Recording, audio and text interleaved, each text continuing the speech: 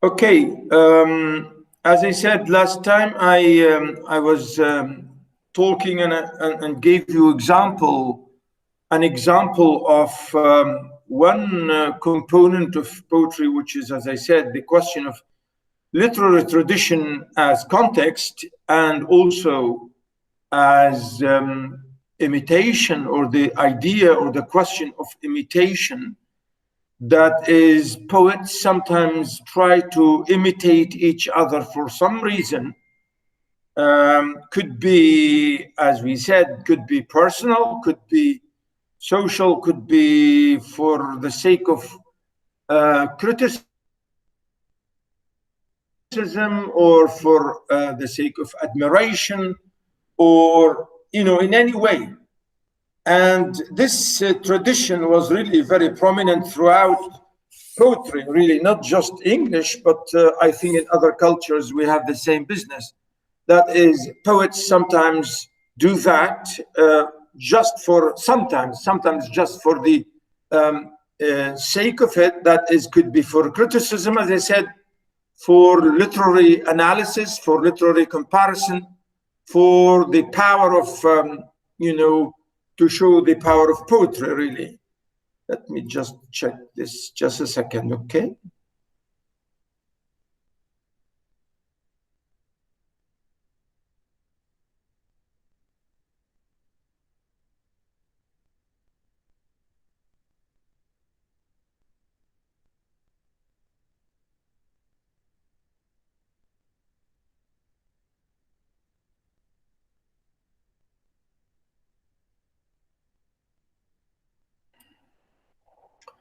Right.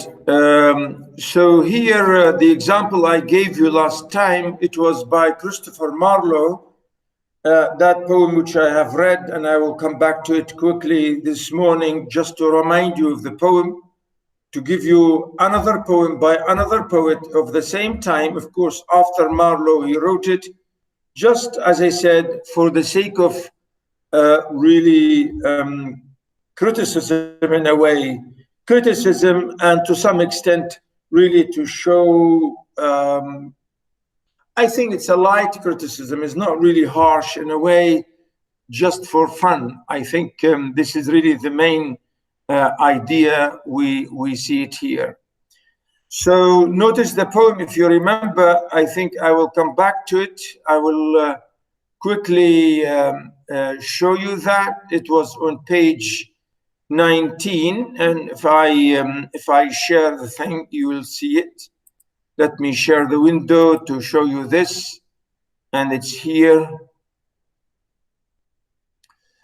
Yeah, it's this poem which I gave last time, the last 10 minutes. I read this for you last time, The Passionate Shepherd to His Love. And here we see, as I told you, it's really a very romantic Elizabethan type of poetry, and romantic, really love poetry, and really very imaginative and very idyllic, because it's mainly the locale, and the context is nature, and the ways in which you look here at nature and you compare your love, the woman you love, to all those elements of nature. And I think this is so often the case in really poetry as a whole. And here Christopher Marlowe is doing that, really. Let me see again who's sending me all these messages.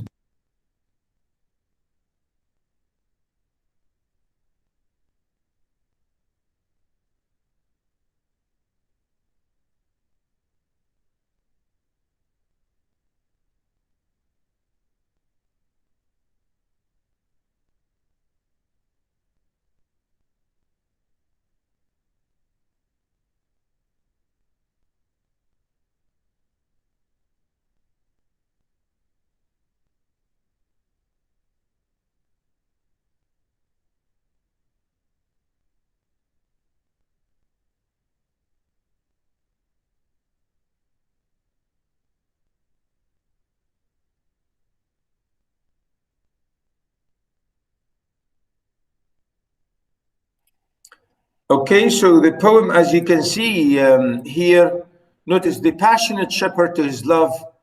And last time, as I said, I read it and maybe quickly explained it. But you see here, as I said, the invitation by the speaker here, the lover asking his love to agree and live with him and be his wife, to be his love forever. And he's telling her here all the promises, what he's going to do and what is going to give her and all that. And I think this is really an amazing, as I said, simple and lovely, really thing and lovely poem. As you can see, written in, 4-line stanza. And really the rhyme is simple and nice. As you can see, each 2 lines rhyme together, like what we call the heroic couplet. And I think Christopher Marlowe was very famous in doing this style, using this style of heroic tradition, or what we call here as I said, the heroic couplets. Couplets means each 2 lines written like here, for example, in the tradition of epic poetry, and that's why they use the word heroic, because it's normally talking about heroes and great figures, if you like, in society. And for you, again, just in case maybe last time you forgot it, and here it is, as you can see, come live with me and be my love, and we will all the pleasures prove, that valleys, groves, hills and fields, woods or steepy mountain yields. And we will sit upon the rocks, seeing the shepherds feed their flocks, by shallow rivers to whose falls melodious birds sing madrigals.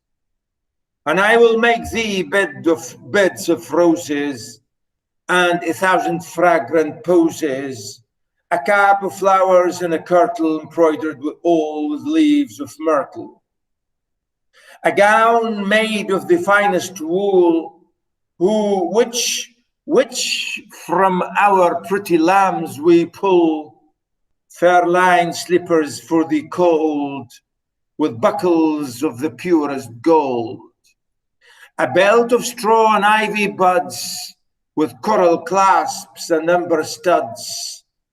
And if these pleasures may thee move, come live with me and be my love. The shepherd swains shall dance and sing, the shepherd swains shall dance and sing, for thy delight each May morning. If these delights thy mind may move, then live with me and be my love. Really, I like this poem. I mean, it's really nice. It's easy. As I said, it's very simple. He's asking his lady to come to him and to be his wife forever. And he's giving her all these promises, what he's going to give her, you know, all these things. And I think I explained that slowly, or maybe briefly last time. And I think it's very simple. Really, if you want me to repeat any of this, I can do that now if you want. Please feel free if you want that. Anybody would like me to explain any bit?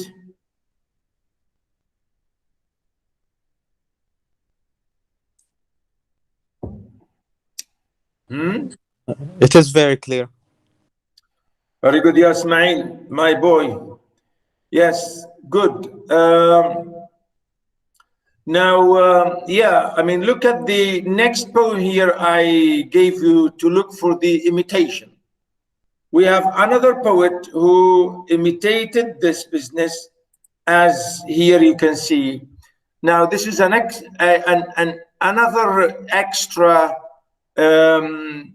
poem by Marlowe, but I'm not going to read it really for you because, you know, we don't really have time, but it's a lovely poem. If you want, you can read it. Really, it's a lovely poem. Again, it's about the meaning of love, he said. Notice here the title, Whoever Loved. whoever loved, that loved not at first sight. You know, he's asking about the question of, we say, people sometimes they say love from first sight or love at first sight. And I think people sometimes believe in that. And I think myself, I really think sometimes this is true. Anyway, you will maybe later on when you get older in life, you will understand that. And I think this is a lovely short section of a long poem. If a long, very long poem, it's called Hero and Leander. And from this poem, I gave you the extract in the exam, that the one I asked you to paraphrase. Now, this is not the poem I want to talk about today. The poem is here next. You can see by Sir Walter Raleigh. Sir Walter Raleigh, as you can see, he was living at the same time like Marlowe, both, I think, also with Shakespeare, Ben Jonson, and many other great men, really. At this time, in the Elizabethan time, we had all these great, I think they are great men of literature, mainly poetry and mainly drama. But here, Raleigh and really Marlowe were really poets in every sense. And Raleigh here, you can see even he lived maybe 2 years more than Shakespeare, and lived more than Marlowe himself. But as I said, he was his contemporary. They were living exactly at the same time. And Raleigh here was really, in a way, mocking or maybe laughing or maybe criticizing Marlowe's poem when he's saying, "Come and live with me and be my love," you know. And here you have the answer. The answer, first he said, the passionate shepherd. Notice the passionate shepherd to his love. And the poem he said here, he said, the nymphs reply to the shepherd. Means the answer from the nymph to the shepherd. And the nymph, really here the word nymph means a goddess. Really a goddess means, you know, a very really amazing figure. And it's taken from mythology to say, you know, that this girl is being seen like a nymph. Notice, Sir Walter Raleigh was an English aristocrat, writer, Renaissance poet, soldier, politician, courtier, spy, and explorer. My God, he did all these things, you know, and especially here he said spy, you know, spying. Anyway, Raleigh was born to a Protestant family in Devon. And really, Devon and Devonshire is a lovely area in southwest of England. It's a lovely place. I was there. I spent my first 2 years there at Exeter University in Devon. And sometimes we call it Devonshire. It's a lovely, absolutely lovely area. And he led a turbulent life. So Raleigh was born to a Protestant family in Devon. And he had a turbulent life, of course, you know, meaning he had a really terrible sort of critical life, exactly like Marlowe, because Marlowe died because of this turbulence, you know, because of the turbulence that he had in his life. Raleigh's poetry contains strong personal treatment of themes such as love, loss, beauty, and time, and mostly in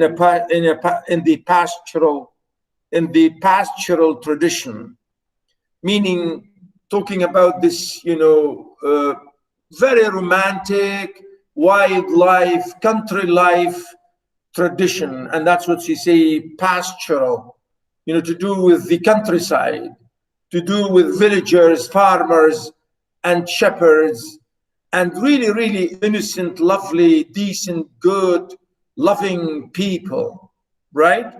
And I think this is the idea here about when we say about pastoral, right? Most of his poems are short lyrics that were inspired by actual events Important for us here is his poem, The Nymph's Reply to the Shepherd, which he wrote in response to Christopher Marlowe's The Passionate Shepherd to His Love. This poem is a parody, this is what I said, a parody, which is imitation, or imitation was quite popular at that time. Of course, that's what I said. Poets, and I think we have really in Arabic a very, very, very good example of this. Two poets, we had really great two Arab poets who did this business. Do you know them?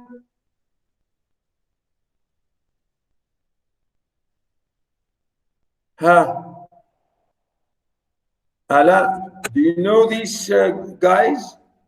Or do you have any idea? Yes. No, we have two great Arab poets who used to mock and imitate themselves all the time. I can't recall them.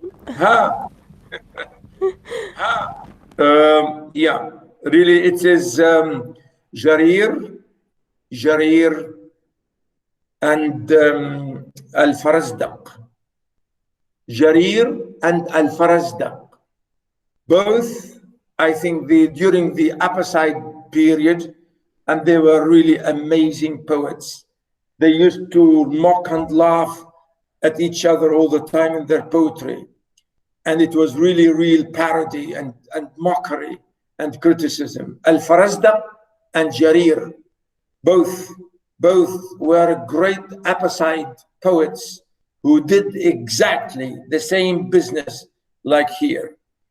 And I think they were, the Abbasid period was far, far before the Elizabethan time. Anyway, here we see this, our friend Raleigh is laughing at Marlowe in his poem here.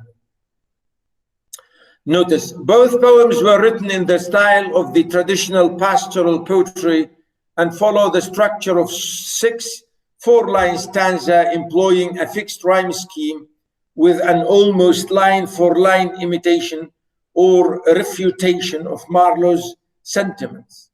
So really here, Raleigh is responding line by line to Marlowe. Notice what he said. The nymphs reply to the shepherd. In the other original said, the shepherd to his love, or the passionate shepherd to his love. Here, the nymphs reply to the shepherd. If all the word and love were young, and truth in every shepherd's tongue, these pretty pleasures might me move to live with thee and be thy love. Notice here, it's the lady who's speaking to the boy, the girl who's talking to the boy, because the boy was saying to her, come and live with me. And now the girl is responding to him as if to say, I'm not coming. What you are saying is not true. If all, notice what she said. If all, remember this is the speaker here is the girl, the nymph, the lady, the young woman, the boy, the shepherd. She said, if all the world and love were young, and truth in every shepherd's tongue, these pretty pleasures might me move to live with thee and be thy love. As if to say, I don't believe what you are saying. If all the world and love were young, if you really think that I can't understand what you are saying, if you really think all this world you are saying to me, I will believe it. And notice, and if I believe that what you are saying is the truth, the shepherd's tongue, truth in every shepherd's tongue, meaning if you are really, really saying the truth, these pretty pleasures might me move. Maybe I believe you, and maybe I will be moved. Maybe I will be touched. And then maybe, notice, to live with thee and be thy love. Maybe I will believe you to come to you and be your love. But let me tell you, she said, time drives the flocks from field to fold. Notice here, fa, fa, fa, fa. Four words, alliteration. Flocks from field to fold. Again, response to the line, every line. From time drives the flocks from field to fold. When rivers rage and rock grow cold, and the Philomel becomes dumb, the rest complains of cares to come. As if to say, if, again, she's asking, if time drives the flocks from field to fold, if, you think that, all these shepherds and all these, talking about fields and flocks and, sheep and maybe dogs or cows or all these animals that graze in the outside fields. And they say, when rivers rage, even when rivers go up and down, and rocks grow cold, and Philomel becomes dumb. Philomel is another name for the nightingale. Nightingale, really, which is, as you know, the name for the really lovely, absolutely melodious, lovely bird, which sings the most beautiful songs ever sung by birds. Nightingale. And I think I said this maybe to you before, the name is in Arabic al-bulbul. Really, it's the best, loveliest sounds that this bird really produces. And here he said, if that bird becomes dumb, then I will believe you. The rest complains of cares to come. As if to say, if all these things really will be true and I will believe you and all that, all these things that you talk about, that they will become true, I'm not going to follow that.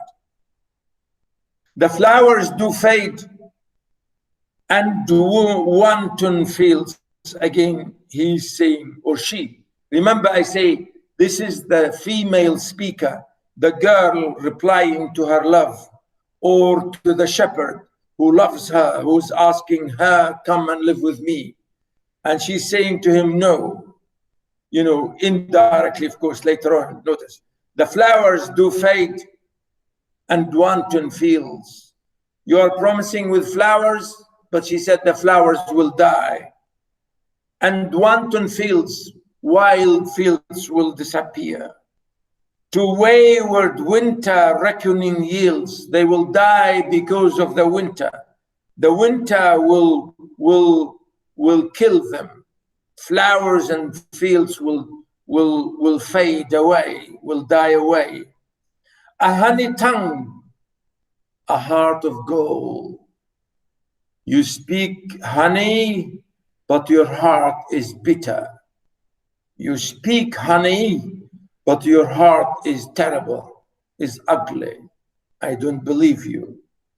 A honey tongue, a heart of gold. Well, this is too much. Is fancy spring, but sorrows fall. You give me fancy to be always happy in spring, but I don't think so. Because you will, after fall, after spring, notice, is fancy spring, but sorrows fall. Really here, the word fall can be two meanings. Fall means winter, and fall means to fall, meaning sorrow will come. Sorrow will be falling on me. I don't believe you. You speak honey, but it's not true. You give me promises and fancies of lovely life and lovely spring, but no, I don't believe you. You will give me misery, sorrow and misery. And she said, thy gowns thy shoes, thy beds of roses, thy cap, thy kirtle, and thy poses soon break, soon wither, soon forgotten, in folly ripe, in reason rotten. Wow, what a shame. Really, it's a shame. So notice he gave her all these promises, and now she's saying, all your promises, thy gowns, you know, the gowns you promised me, the shoes you promised me, the beds of roses you promised me, the cap, the kirtle, and the posies, you know, bunches of flowers that you wanted to give me, all this, she said, all this will break. All this will die. All believe you. She said, soon break, soon wither. Wither means die. Soon forgotten, in folly ripe. My God, this is lovely. You know folly ripe? Folly ripe means false ripe. Means you think it's right. You think it's good, but deep down, it is not. Inside, it is not. Inside, it's ugly. In folly ripe, in reason rotten. Even in your own senses and in all your excuses, they are rotten, and I don't believe them. You are wicked. Oh my God. Huh? You know, this is too much to say to this man, this young man. You know, again, she said, thy belt of straw, and ivy buds, the coral clasps and amber studs, all thee no means can move to come to thee and be thy love. All what you have said will not change me. Thy belt of straw, thy ivy buds, thy coral clasps, and amber studs. You know, all these words were mentioned by Marlow. All these things you're saying to me, I don't believe you. All these in me no means can move. They will never make me change my mind. They will not move any inch of my body for you. All these in me no means can move. Ya haram, I don't believe her. To come to thee and be thy love. And finally she said, but could youth last and love still breed? Could youth last and love still breed? Had joys no date, nor age no need, then these delights my mind might move.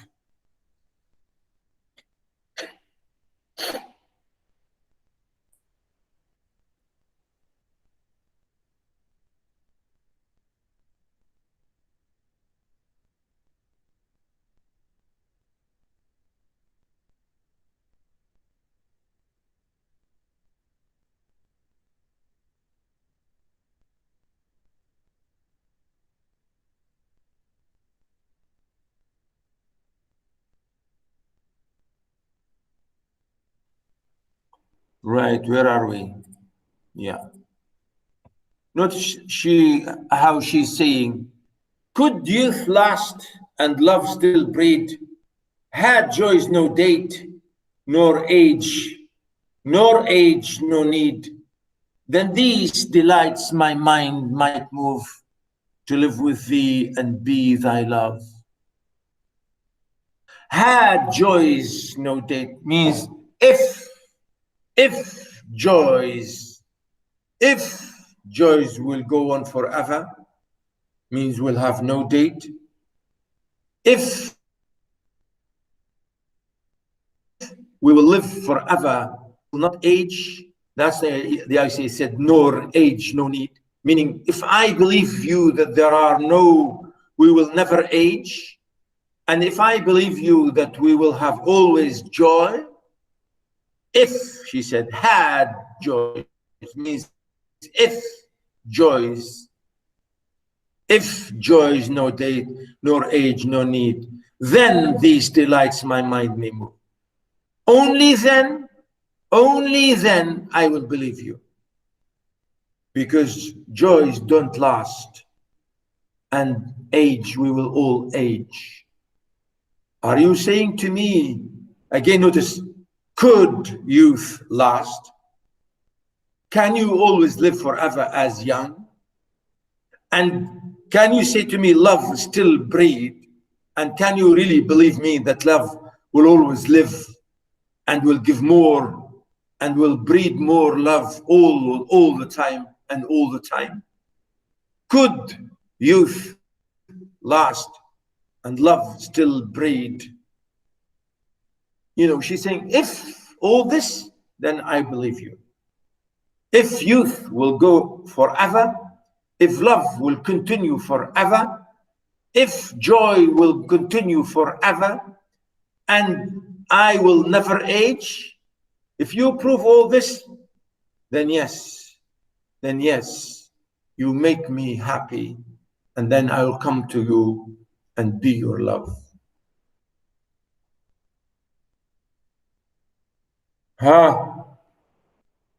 What do you think? Yeah? I think this is a lovely poem. Do you agree with me, She's boys and saying girls? the truth.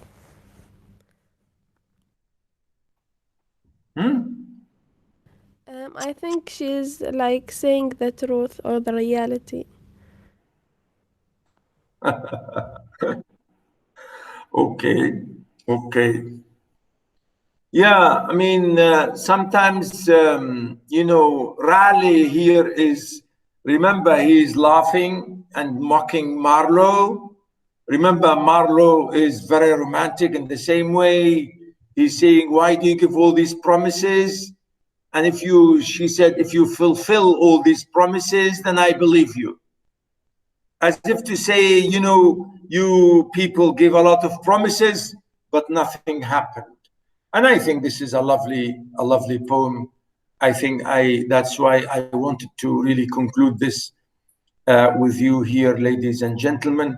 And I think I will show you another poem. Let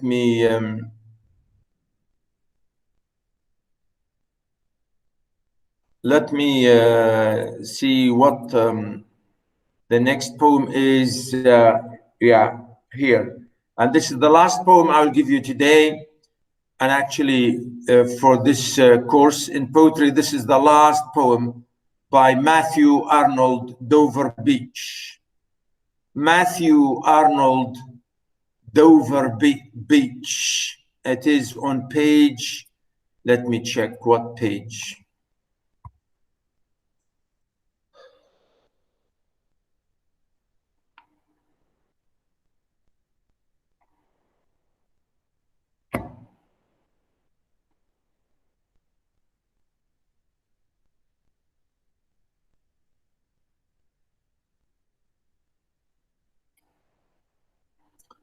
Yeah, page 38, 38. And I will share this with you for a minute, and then you can see.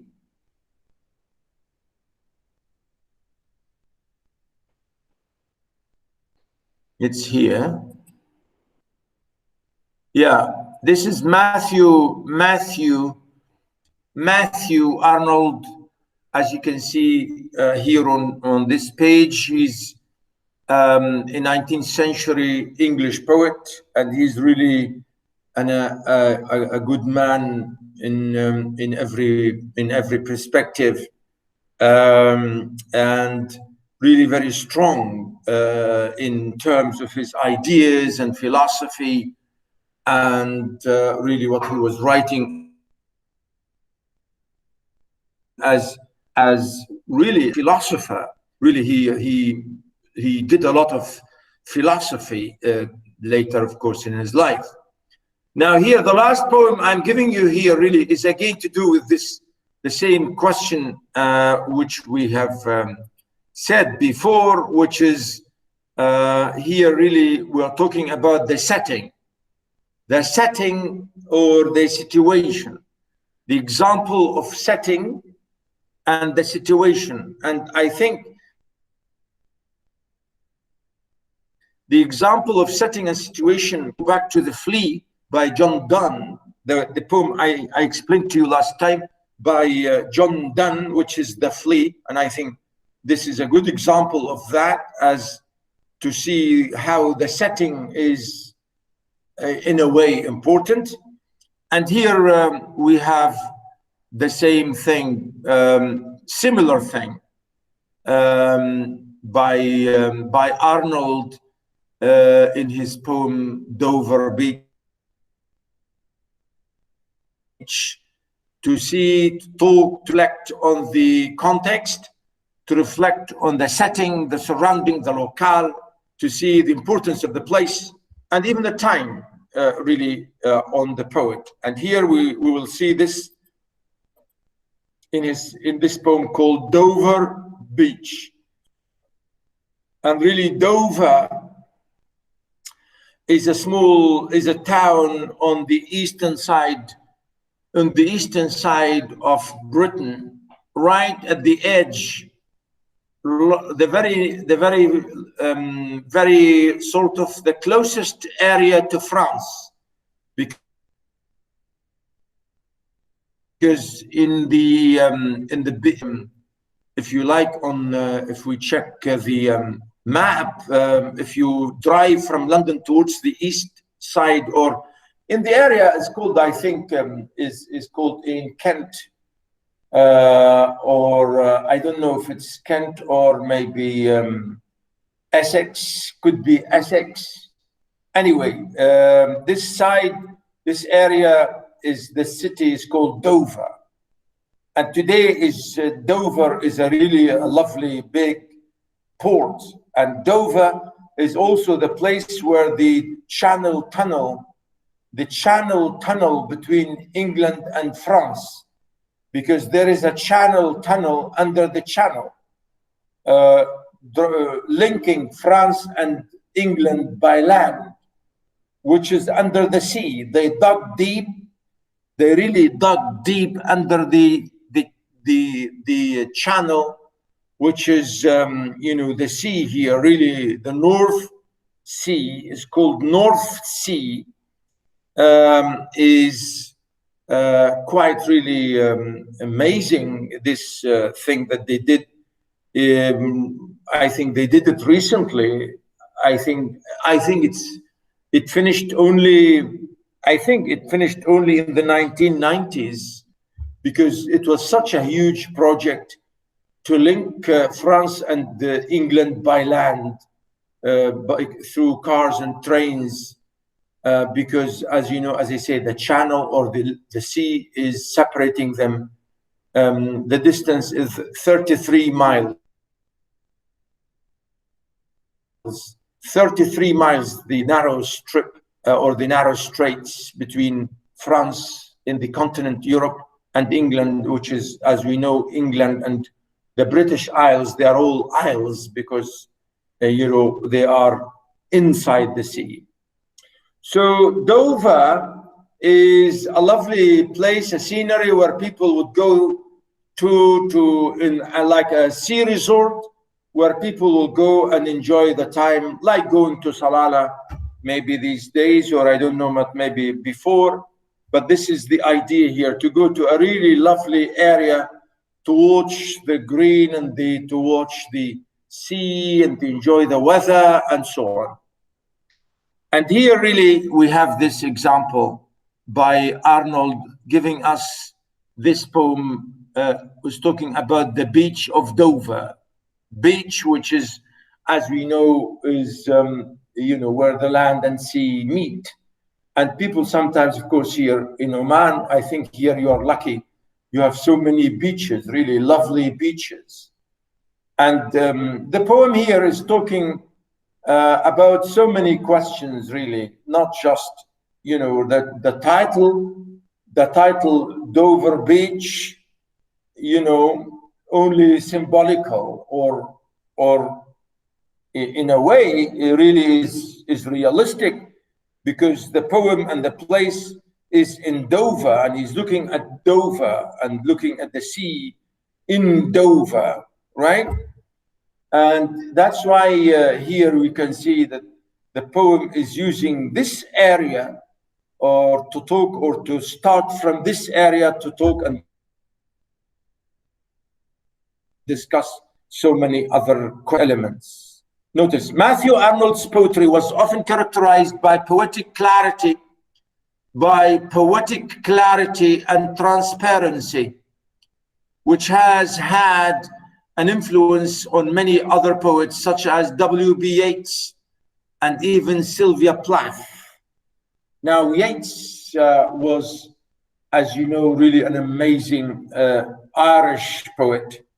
Really, I have used some of his poems here, but I didn't have time to give you examples of that. Again, Sylvia Plath, very famous American poet. One important theme which runs through his poetry, particularly Dover Beach, is the issue of faith and the sense of isolation. You see, so this is it. This poem is about that, about faith and about the sense of loss. The sense of loss, the sense of isolation, the human isolation, the isolation of the individual. Because Matthew Arnold is talking about that in this poem, reflecting on his own, the speaker's own isolated situation and loneliness, blah, blah, blah. And he's talking to his lady, to his woman, as we shall see, addressing her in a really interesting way. Whilst Matthew Arnold's poetry did not have the poetic fire of Blake or Wordsworth, his writing are characterized by the finest culture, high purpose, integrity, sincerity, and the style of great distinction. If you want to write more and more, you can write pages and pages about Arnold, and I think this is very clear everywhere.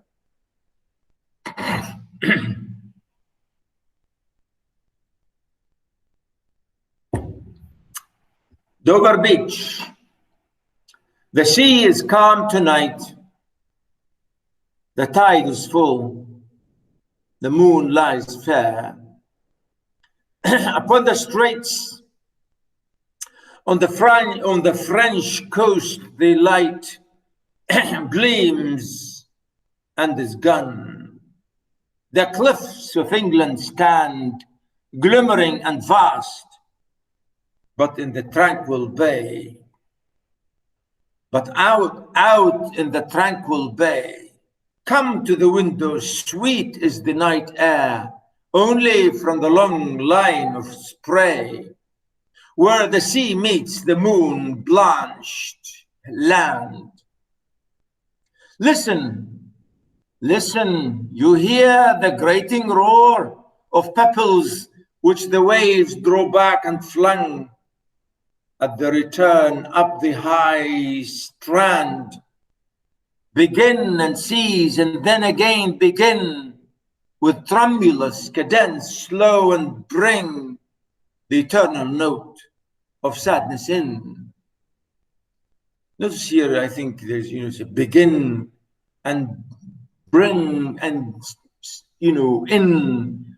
I think he did this, I think, the sound really here rhymes. Sophocles Sophocles long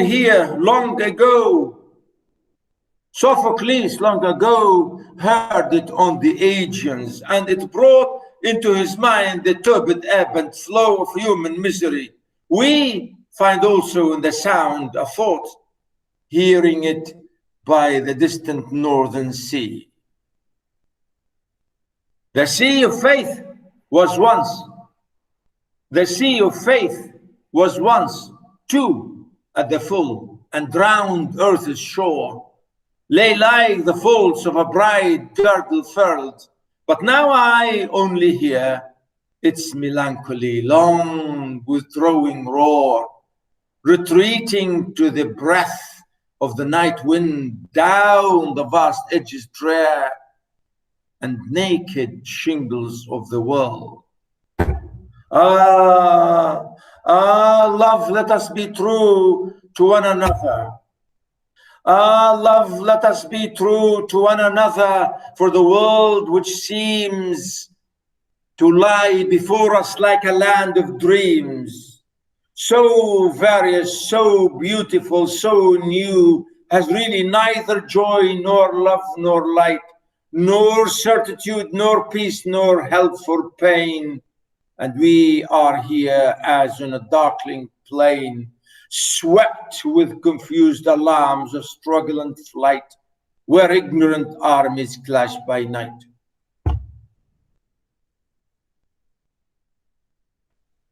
Yeah? As you can see here, I gave you really lovely analysis. You can look at it. You know, it's a lovely section. Really read all that. If I don't read it today, read it for the next time and really understand it, because I will come back to it, of course, when I have time. But look at how lovely really this poem is. Let me go back and read it and explain it to you. Here we have a man, a speaker, a man talking to his love, to his girl, to his wife. They are sitting in a hotel next to the sea, living in a room next to the sea, watching the sea. They are on a holiday or on a vacation, enjoying the weather, enjoying the scenery, and they are like on a holiday, right? So here it's a direct speech by the speaker, the man, to his lady who's listening. And the lady we don't hear her speaking. Only he is speaking to her, telling her things. And he started describing for her the sea. He said, the sea is calm tonight. You know, look at this sea, it's lovely. The tide is full. Meaning, you know, we have tide and ebb, al-mad wal-jazr, tide and ebb. You know, tide means when the water comes to the land, and ebb when the water goes back to the sea. And that's what he's saying. The tide is full and the moon lies fair. Look at this lovely scenery with the tide in full and the moon is shining lovely, beautifully shining. Upon the straits means the shining of the moon on the water. The straits, as I said, which is the narrow paths between the, you know, of the water between the lands, which is here between the French land or France and England. And he called it straits. Really, the word straits, as I said, means the narrow strips, narrow layways or narrow ways in water or in land or anywhere we use the word straits. Upon the straits on the French coast, the light gleams and is gone. So he's saying this lovely moon shining on this area, and on the French coast, on the other side of the sea, you can see the light and gleams. You know, the French coast, the light gleams and is gone. you know, as if to say this shining of the land going and coming during the days and nights and so on. So he's saying, look at this lovely shining view. Again, he said, the cliffs of England stand. Cliff, of course, when you have really sharp, absolutely sharp, steepy area next to the water immediately, meaning immediately the water touches the mountain. No easy going or no really beach here. So he's saying on the French coast, the light gleams and is gone. The coffin, the cliffs of England stand glimmering and vast out in the tranquil bay. You know, here saying that shining, you know, in this lovely, the way it's shining. And he said, tranquil bay. This area, this bay is very peaceful, is not doing anything, is not showing anything. Again, remember, as I said, he's really exaggerating in a nice way. The scenery, the lovely scenery, notice. Come to the window. Come to the window, sweet is the night air. Only from the long time line of spray where the sea meets the moon blanched land. Meaning, come here, come and see. Let me show you here. Come to the window and look, because here you have a lovely air, fresh air coming from outside. A night, lovely air coming from outside. Only from the long line of spray, because he said spray means the water. You know, when the movement of the water and the spraying of the water into the air makes the air very cold and very nice and very fresh. And that's what he means. Only from the long line of spray, the water is spraying from the sea. Where the sea meets the moon blanched land. Listen, you hear the grating roar of pebbles which the waves which the waves draw back and fling. Now again, you know, you can see here he's still, you know, saying about these images about the water and the power of this, the power of all this, really the imagery, the sounds of water and the waves and the pebble and so on. He's using these, all these images, notice. From the long line of spray where the sea meets the moon-blanched land, listen you hear the grating roar of pebbles which the waves draw back and fling at their return up the hill's strand. So he's coming back again to see here how this water will be coming to the land, and the grating, you know, the roaring, the terrible voice of the waves on the land. And that's what he's saying here, grating roar of pebbles. Remember, when you have waves, and the waves will bring with them pebbles and bring them back and forth, and this will produce a lot of sounds and a lot of things which will make you really feel amazed about the sounds of it. And that's what he really, in a way, means. Begin and cease and then begin. Well, again, notice. Begin and cease and then again begin with tremulous cadence, slow and bring the eternal note of sadness to, or sadness in. Really, again, you know, in a very nice way, saying these waves coming and bringing and coming and going and coming and going up the high strand above this beach, because the strand here also means beach. Begin and cease and then again begin. Means these waves will go and back and go and back and go and back, you know, all the time, monotonously. And that's what it means, you know, all the time. Benign, begin and cease, and then again begin with tremulous cadence, slow and bring. As if this movement is like the movements of the soldiers. The new cadence means the new soldiers who are training, the way they drag themselves all the time, back and forth, back and forth, back and forth. The eternal note. Sorry. Begin and cease, and then again begin with tremulous chants. Sorry, cadence, slow and bring the eternal note of sadness in. You know, the idea that finally maybe these waves will bring the idea of what's going on, and which is could be here the saddest thing in life. Okay, I think I will stop here and I will continue next time, because I will finish this next time, because I think that's enough maybe today. If you really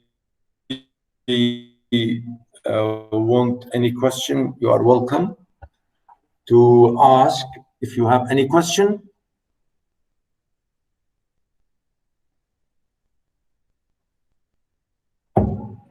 No? Okay. Excuse me? So, yeah. What do you mean by cadence in the last verse?